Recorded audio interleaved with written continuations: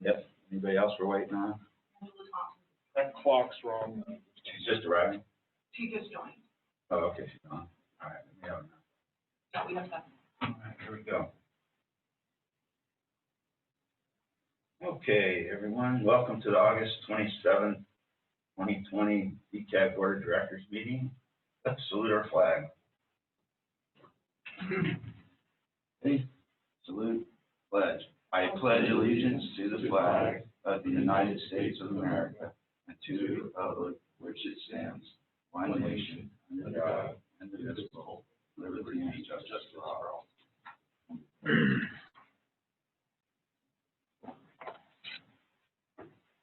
All right, please call the roll.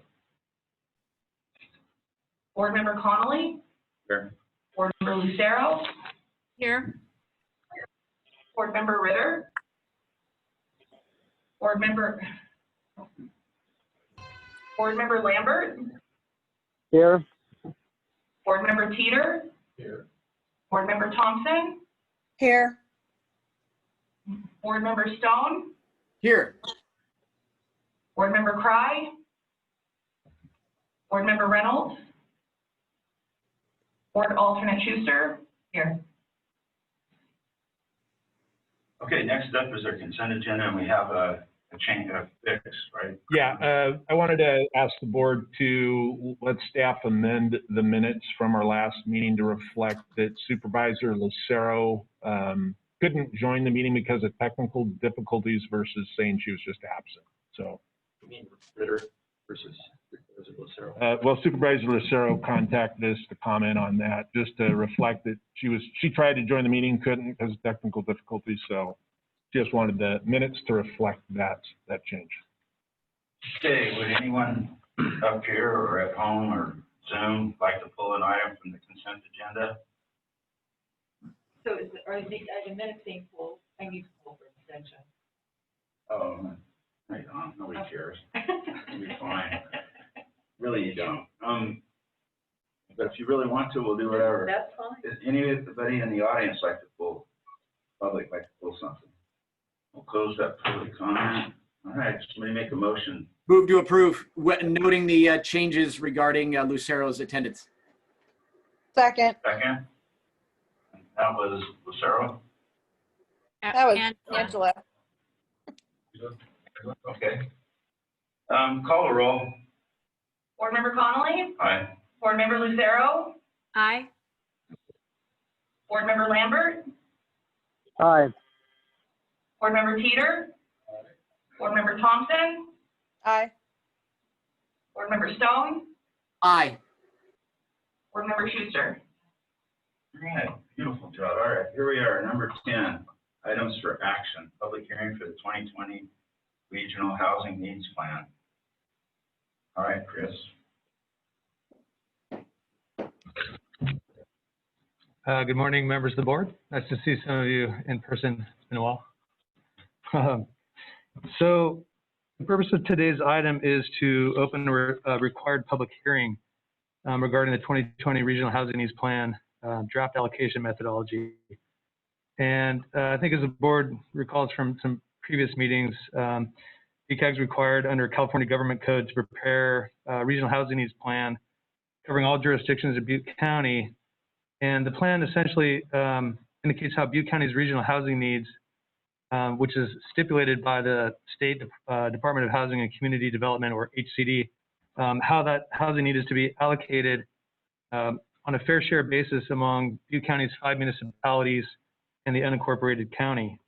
And then they use these numbers to update their housing elements in their general plans. And so we're required to update the Regional Housing Needs Plan every 8 years. And the last update was in 2012.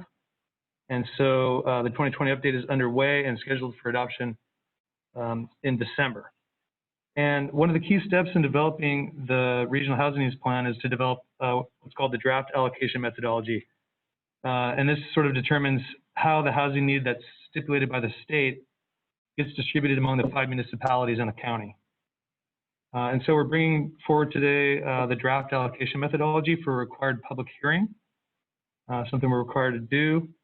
And the details of the draft allocation methodology are provided in the attached memo, the attachment to this item. And so just a little bit of background. For the 2020 update, we've been coordinating with a consultant team at PlaceWorks, and they're participating in the meeting today via Zoom, and you'll be hearing from them in just a little bit. And we've also been coordinating with the planning staff from 5 municipalities and the county, which is kind of what we call the planning directors group, which meets monthly typically. We also formed a stakeholder group to provide input, and those are comprised of folks from key entities involved in local housing related issues. And so in the agenda item, we have detailed the main steps taken to arrive at the draft allocation methodology. And, basically we retained PlaceWorks back in April using some grant funds through HCD to assist us with this update. And then we started off in early May gathering updated data and factors to be considered in the allocation methodology. Towards the end of May, we compiled a stakeholder list based on input from the planning directors group and also the BCAG Board of Directors. We held a virtual public workshop with those folks to receive some input regarding kind of the preliminary data and factors that we were considering to use in the methodology. And we received some pretty valuable input during that meeting. And then in early June, we did a press release and circulated that to local media, just trying to get the word out that we're updating this plan to see if there's any additional folks that might want to participate in the process. So then a little later in June, we conducted what's called the member jurisdiction survey. It's one of the requirements of this process, just to get further input regarding data and factors to be considered in the methodology from the member jurisdictions. We shared that, I think, with the board of directors at a meeting. We also reviewed that information with the stakeholder group, was posted on the project website. And then in early July, we developed what we called sort of a allocation tool, which was sort of an Excel spreadsheet that allowed folks to kind of change the different data and factors and see how it would affect the allocation of housing units at each jurisdiction. So we reviewed that with the planning directors group. We shared it with the stakeholders. It was posted on the project website. And based on all that feedback, we finally got to the point where we had kind of a draft allocation methodology, reviewed that with the planning directors group, did a couple of tweaks. And then on August 10th, we sent that in the form of the memo that's attached to the agenda item to HCD to ensure that we stay on schedule for adoption on December 10th, because HCD is required to do a 60-day review. And then we also sent out a press release sort of notifying the public about the draft allocation methodology, that it was complete, it's available for review, and also informing them that there'd be a public hearing today at this board meeting. So what we'd like to do now, if it sounds okay, is to turn it over to our consultant team and David Early, and he's going to provide kind of an overview of that draft allocation methodology. That sounds okay? Yeah, I think that's fine. Okay. No objection.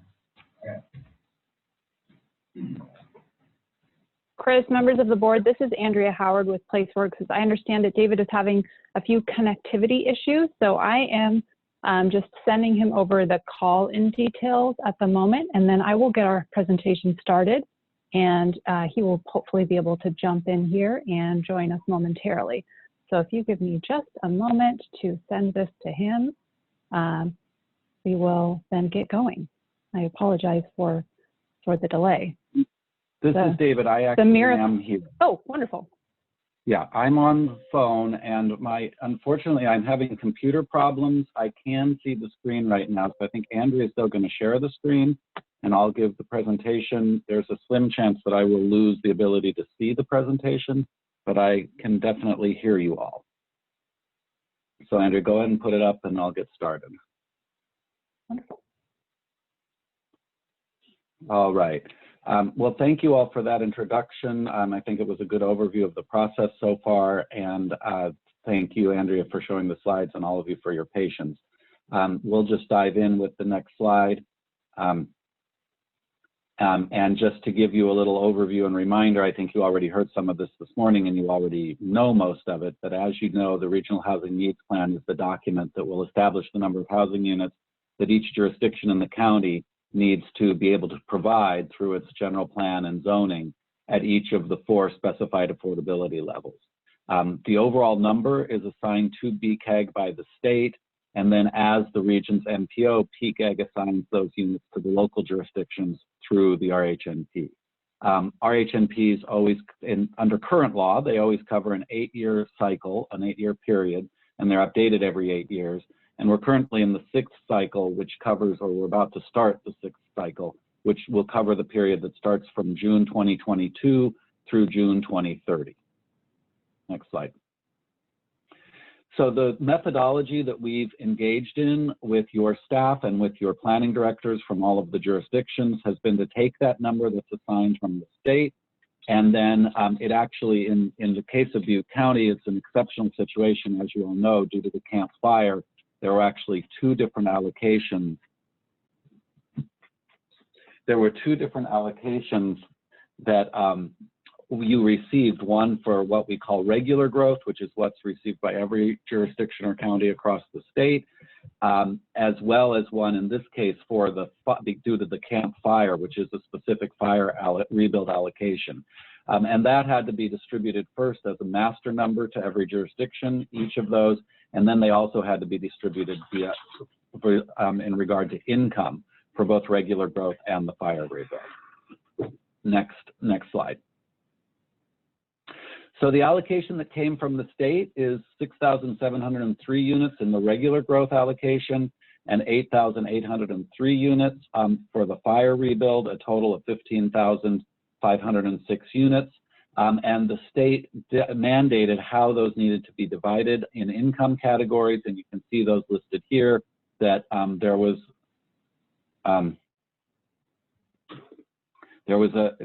the state mandated 26% very low, 15% low, 16% moderate, and 43% above moderate for the regular growth, and then much smaller numbers of low income units for the fire rebuild. Most of the units lost in the fire were above moderate units, and these numbers on income allocation for the fire rebuild reflect the types of units that were lost through the fire itself. Next slide. The allocations that the way we did the process is that we started with what we call the base allocation, and that's a number of units that are derived from BCAG's regional growth forecast, which you see listed here. The regional growth forecast puts a certain percentage of growth in each of the jurisdictions, and those are listed on the middle column here. So Biggs, for example, is expected to see 1.3% of the county's overall growth over this period from 2018 to 2040, Chico 45%, and so forth. And so when we take that 6,703 units in the overall allocation and divide them according to those percentages, you get the numbers on the right-hand column. And those were the starting point that we used for the allocation of the regional growth, of the regular growth to the communities.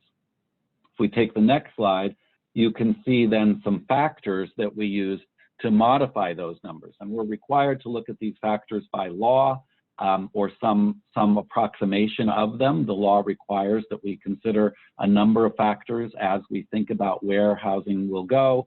And in this case, we looked at the items you see listed in on the headers in this table. We looked at transit connectivity and assigned a score to each jurisdiction for that.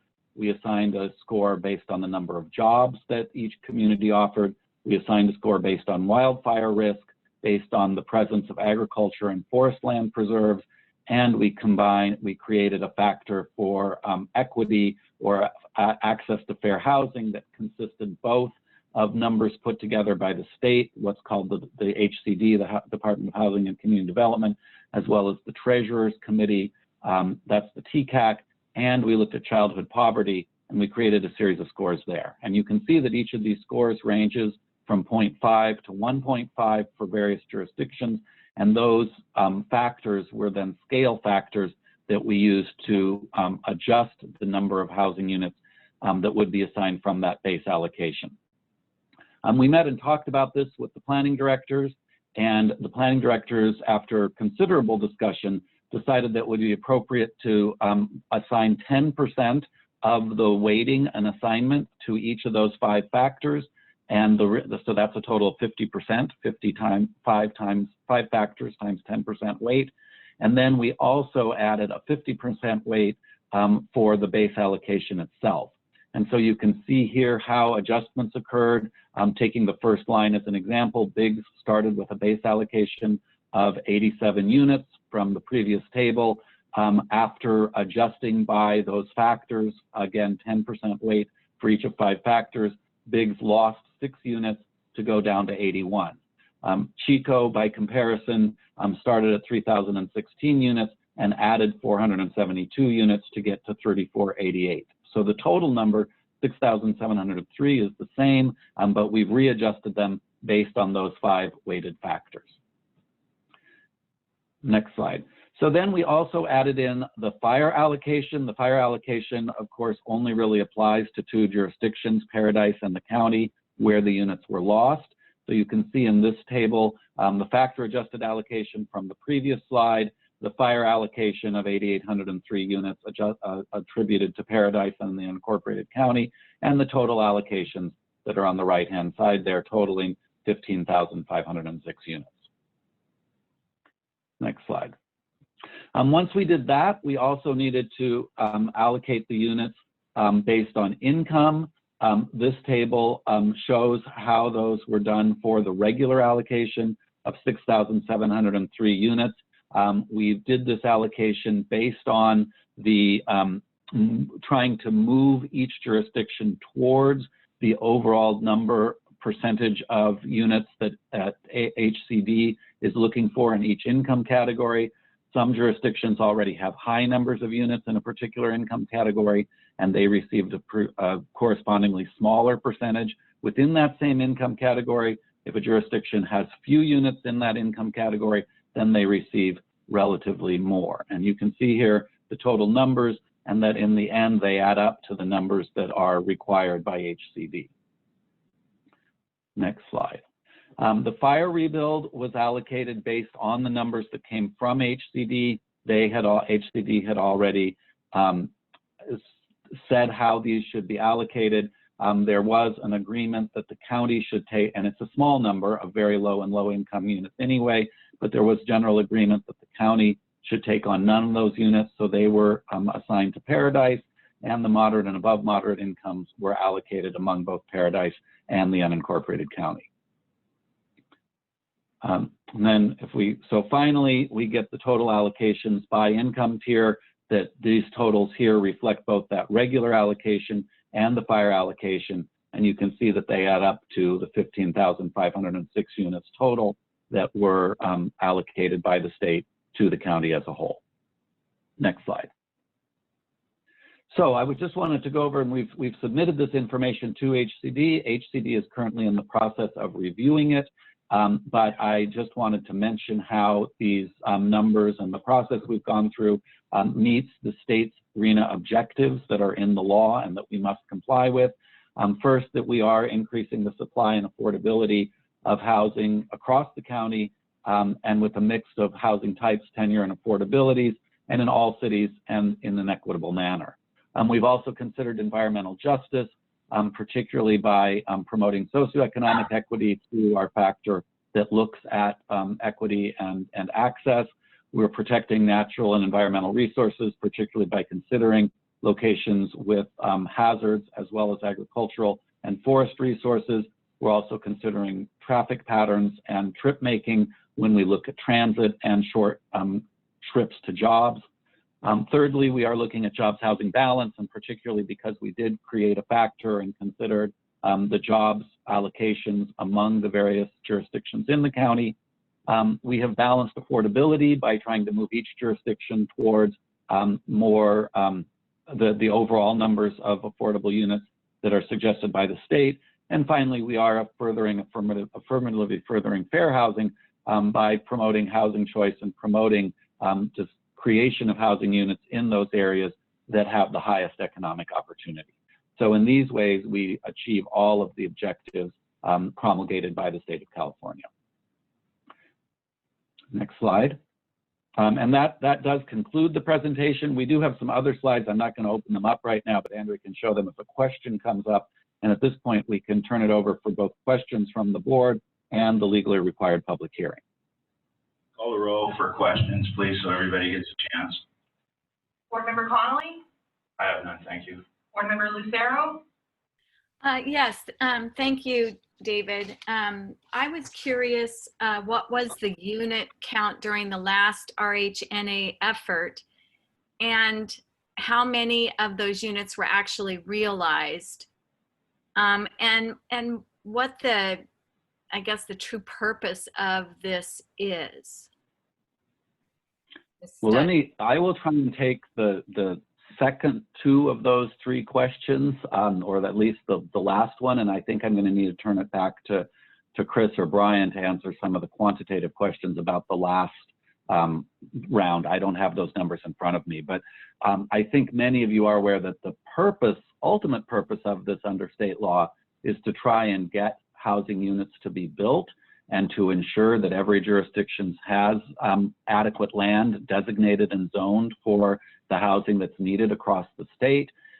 One of the very fundamental concepts of our state law surrounding planning is that development review and approval rests at the local jurisdiction.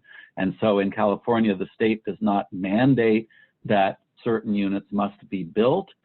That's left up to local government, but the state does mandate that there must be at least be the capacity to build those units. And so what this law does and what this process does is it lays the foundation by which each jurisdiction will then create its housing element, and the housing elements need to provide capacity for that number of units.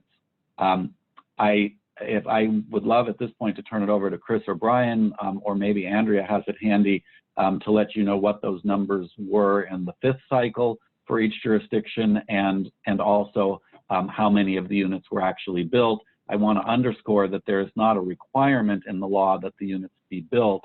The requirement is that the capacity exists to accommodate the units. Thank you. Yeah, this is Chris.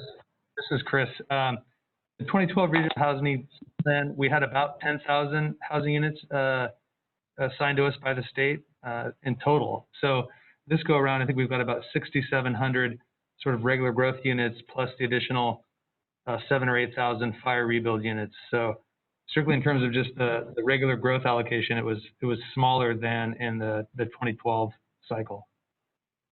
And then I don't have any idea what how the jurisdictions did towards meeting that goal, but like David said, it's only a requirement to plan to have the general plan housing elements have the capacity for the units. There's no requirement they actually be built. So So we don't like look at from period to period what actually happened compared to what the plan is.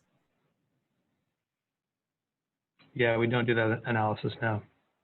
Okay, I was just curious about that. And then I just wondered about how it works with, this might be a question for David, how it works with the allocation of natural resources, what that means exactly. Do you take into consideration, for instance, do we have enough fire protection? Do we have enough water? Is any of that calculated into this? Or it's just purely on growth factor and how many units we need? It doesn't really take into consideration, I guess, infrastructure. Yeah, this is Chris. I mean, ultimately, we're working with the numbers that the state gives us. The majority of the units tended to go to the jurisdictions that have the best capacity in terms of infrastructure, in terms of water, in terms of all that. While we didn't exactly analyze the specific factors, I think the way that it ended up in the end, sort of the allocations reflect those items you're mentioning. I don't know if David had anything else to add to that. Well, yeah, I would just underscore all that, and we did try and put together some numbers and information regarding availability of infrastructure, regarding overall capacity in general plans, regarding some other issues along all of those lines. as the planning directors group worked together, they came to the conclusion that the 5 factors that I already mentioned, which did include both exposure to wildfire as well as preservation of ag and forest lands, that those 5 really captured the whole gamut of issues that needed to be considered. Okay, thank you. Next on the roll, please. Board Member Ritter? Questions or comments? Yes, I apologize. I could not get in. All I can get in is all I can get is the audio. Do you have questions? No, I have no questions beyond what's been asked. Thank you. Okay, next. Board Member Lambert? Nope, no question. Board Member Teeter? No question. Board Member Thompson? No questions. Board Member Stone? No questions, but maybe a legislative future expectations, I guess. You know, we do a very good job in the city of Chico, and as does most of the county, in addressing their housing and housing affordability. But these numbers, and I appreciate that we're putting this into our general plan, and that's the whole purpose of this. But we don't come anywhere near hitting our targets on in terms of affordability as designated by these low and moderate income housing units, even when we're aggressive. So I wonder if we used to have redevelopment agency funds were at least threatened to be taken away if we weren't hitting these targets. Is there anything coming down the pike that you're aware of that would start to place a little bit more emphasis on communities? I'm not saying that they deserve it at all, as I prefaced. The city of Chico does a very good job with this, but and as do all the jurisdictions. But is there anything that's coming down the line that's going to start to put a little bit more teeth behind these numbers? Well, I can address that. Shall I go ahead and address that? Yeah, please. Yeah. Okay. So as far as I know, there is nothing required at this time, and there is nothing pending on the books that is pending in the legislature. There has been talk multiple times about creating some sort of penalty for communities that fail to actually build some or all of the housing that's required under housing to be included in the housing element. But that has never gained traction, both because of the basic premise of local control of planning and also because of the fact that local jurisdictions can't really control the market, the development community, or the development process, and hence they can't really ensure that housing can be built unless the private sector does that. What the state has done recently, and you'll see this come into play over the next year or two, is they have created a new designation called a pro-housing community, and that's a term of art. And a pro-housing community, as I understand it, has not been exactly defined by HCD yet, but the law regarding this says that HCD will develop a series of factors that define those communities who are doing a very good job of being able to not only plan for, but actually build the number of housing units at all income levels that are required or are suggested for them, and that those communities, by virtue of being quote unquote pro-housing communities, will be eligible to receive additional funds and additional benefits that come through the state. So if you will, it's a carrot approach instead of a stick approach, and that's just being rolled out over the next year or two. We don't have details about it yet, but you will see that coming down the line. Well, it's great news that the communities that are addressing this, or at least coming close to it, or fighting for it, will be recognized down in the future. I have no further questions. Thank you. Okay.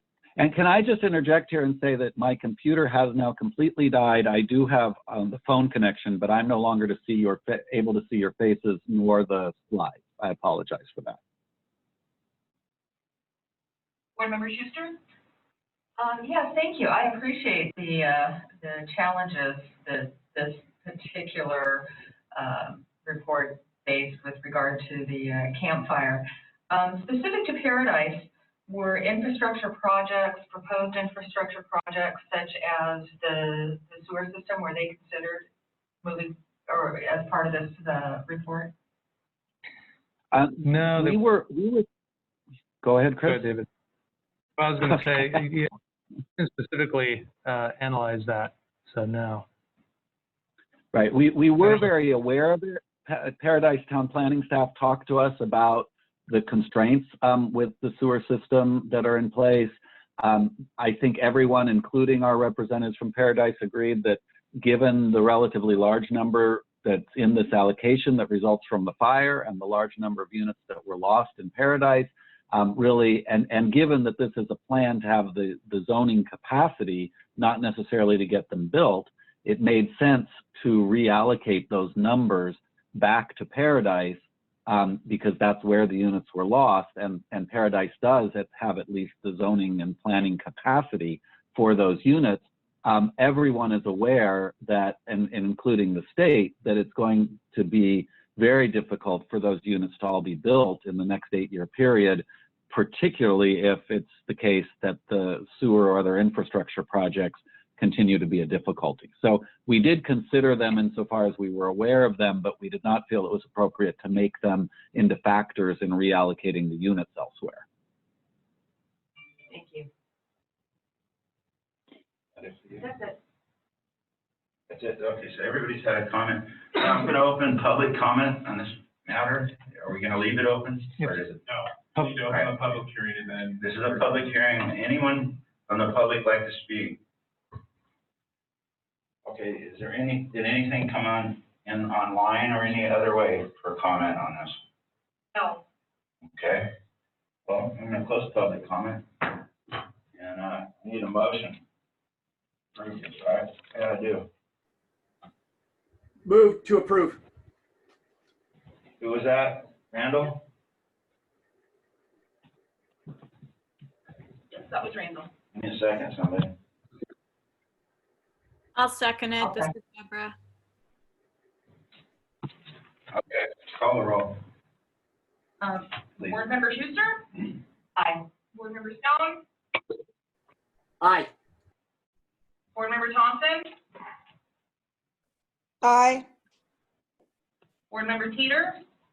Just Board to Member, understand, this is approval of the plan, or it's adopting the plan, or accepting the plan? I believe you're just closing the public hearing. Yes, close the public hearing. Yeah. I wanted clarity. was that A or nay? Aye. Aye, okay. Board Member Lambert? Aye. Board Member Ritter? Aye. Board Member Lucero? Aye. Board Member Connolly? Okay. We're moving right along then. Just wanted to add one more thing if I could, Chair Connolly. So after today's public hearing, we're going to combine any comments we receive from HCD as they undergo their review currently with any other, changes we need to make. And we'll be bringing a final methodology to the BCAG Board of Directors at the October 22nd meeting, which would need to be adopted by the board. And we'd be reviewing the draft regional housing needs plan itself with you at that time as well. And that would keep us on schedule for adoption of the final regional housing needs plan at the December 10th board meeting. Okay. Moving on now.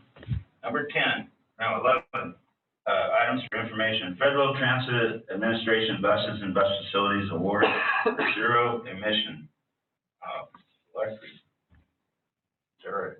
Good morning, Board. This item is for information to share that we received $1.7 million in Federal Transit Administration bus and bus facilities funds to purchase 2 battery electric buses and charging equipment. The project will replace vehicles that have exceeded their useful life and enhance the safety of the B-line and meet federal, state, and local goals to reduce greenhouse gas emissions. In addition to the purchase of buses, staff will be releasing a request for proposals in September to design and build underground electrical infrastructure needed to accommodate the chargers and buses. We'll also begin the process to purchase buses this fall, and I will take any questions. Thank you. Call the roll for questions. I have none. Board Member Lucero? No questions. Board Member Ritter? No questions, thank you. Board Member Lambert, Nope. Board Member Teeter, No question. Board Member Thompson, No questions. Board Member Stone, No questions, thank you. Board Member Schuster. No questions. That's great. Thank you very much, Sarah, for that. And next up is 2020 Regional Transportation Plan, Sustainable Community Strategy. Good morning, Board. My name is Ivan Garcia, Transportation Programming Specialist for BCAG. That's okay, sir. BCAG, as the state designated regional transportation planning agency and federally designated metropolitan planning organization, is required to prepare a long-range 2020 regional transportation plan sustainable community strategy and adopt by December 2020. This is just an information item related to the activities that staff is working on for the board's information and discussion. Public outreach. Due to COVID-19 concerns and social distancing recommendations, staff has scheduled the next public workshop for the RTP SES via Zoom. The workshop has been scheduled for next Thursday, September 3rd from 4 to 6 p.m. An extensive PowerPoint presentation has been prepared which summarizes the purpose of the RTP and the contents of the draft plan. The presentation, the notices, and the rest of the information is posted at BCAG's web page regarding the RTP SES. This workshop will be recorded and made available online for future reference. The public will be able to ask questions during Zoom workshop and/or email comments or phone in. A press release has been sent out. BCAG's advisory committees have been sent the public notice. In addition, BCAG noticed the workshop in each of the local newspapers. We've advertised on the entire Butte Regional Transit fleet. One thing that staff will be doing is we'll be evaluating its effectiveness of the Zoom workshop compared to in-person workshops we've held in the past. Included in the agenda item is an updated project schedule, informing the board that we'll be having this third round of public workshops for public review, and informing the public that we'll be completing the draft document. Once completed, staff will have another round of public workshops, likely via Zoom. In addition, regarding regional modeling, BCAG staff is currently working with its consultants for peers in Chico State in completing the update of the regional land use and travel demand models for analysis of the 2020 RTP SES. Included in the board's agenda item is a table with the preliminary vehicle miles traveled and greenhouse gas reduction results. The draft results meet the greenhouse gas targets for the region by achieving a negative 15% reduction for the year 2020 and a negative 10% reduction for the year 2035. This reduction is associated in the 2020 year because of the Camp Fire. Upon review from the California Air Resources Board, the reduction may go up or down a little bit. It's just an information item. I'll be happy to take questions. I have no questions. Board Member Lucero, Yes, thanks, Ivan. I just had a question about what I see, just every day on 99s. I mean, it's just bumper to bumper every single day because I go back and forth to pick up my mom and drop her off in Corning. And so I'm curious about the idea that, somehow our mileage has gone down because of the Camp Fire. I know more and more people are commuting into Chico that still work and are now living in Corning and Red Bluff and Cottonwood and even as far away as Redding. Is that taken into consideration? Did you guys talk about that? Traffic modeling? I guess, I'm and pointing to, I guess I wondered what tools you use to determine traffic. Sure, this is Brian Lasagna with the Butte County Association of Governments. Yes, what you're describing, so those are external trips that you're talking about between Butte County and the surrounding counties. Yes, that is included in our travel modeling. And the effects of the campfire to the impacts of the campfire to as much as we know at this time in terms of travel. And I wasn't sure on the second part of your question, if you could reiterate Sure. that. I just wondered how you measure this, like what tools you use. Like, do you do traffic counters on 99, or do you do traffic counters on, Highway 36? I just wondered like how you figure it out. Sure. So we develop a base year for this model, and at this time it's 2018, so it's pre-campfire. And we collect counts at 340 locations throughout the county. We calibrate the model to that.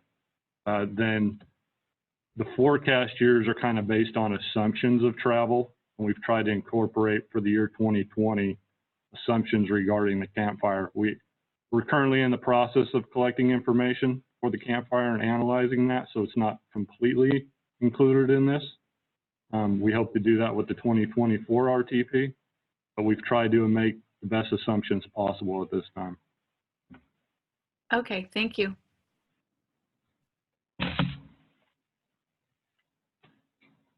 Board Member Ritter? No questions, thank you. Board Member Lambert? no, at this time, thanks. Board Member Teeter? Board Member Thompson? No questions. Thank you. Board Member Stone? No questions. Thank you. Board Member Schuster? I'm sorry, I'm just curious how COVID and the major changes happening now will impact us. This COVID impacts has made it challenging in getting response from other partnering agencies and having required public participation. But we're working through it, and we're trying to be innovative. We'll happy to receive any input from the board or the public on what would be helpful. I think Zoom is a powerful tool to provide access, and by recording it, somebody can reference it online, look at it, call us afterwards. BCAG staff has always been accessible and available to those who are interested in being part of the process. And it's specific to traffic count, how that's going to, I think that we're going to be changing the way we do business and work in the future. And I'm just wondering if that is being considered as part of it. Sure, obviously COVID's really impacted travel within the last few months. At this time, no, it is not included in the plan. We just don't, the timing of it, the occurrence is not, it's not included in any of the state plans at this time. It will be, obviously, in the 2024 plan. We'll have to make some adjustments of that, but I think right now, I think we're seeing short-term impacts. We're not certain on the long-term impact. So this plan goes out to 2040. So how it'll, work from home strategies, things like that, how those will be affected. I mean, if we're using 2018, As a bit. what's happening in 2020 is so different from Sure. that. Yeah. Part of the challenge is that we have a state deadline as the update of this 2020 plan, which is we have to adopt it by December of this year. So with the events that happened, we've done the best we can do to collect data, but we won't truly know, what the data is and the impacts of all this until 2020. And said, it's just, we tried to do the best we could in a short amount of time, but we have a deadline we had to meet for some of this year. So. Thank you. I think what you're also getting at is the results from the post-campfire study will directly feed into development of BCAG's next long-range regional transportation plan.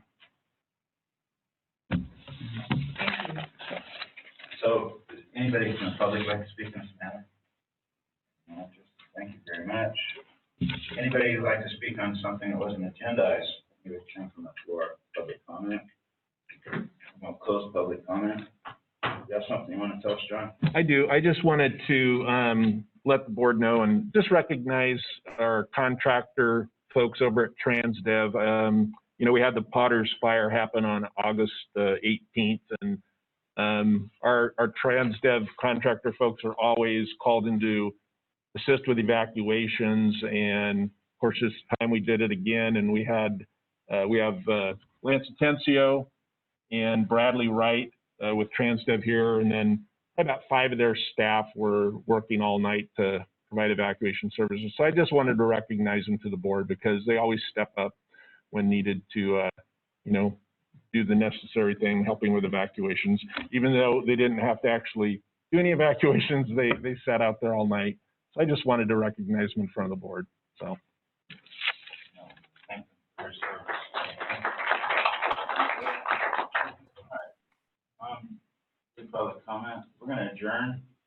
We'll see you back here September 24th, right here.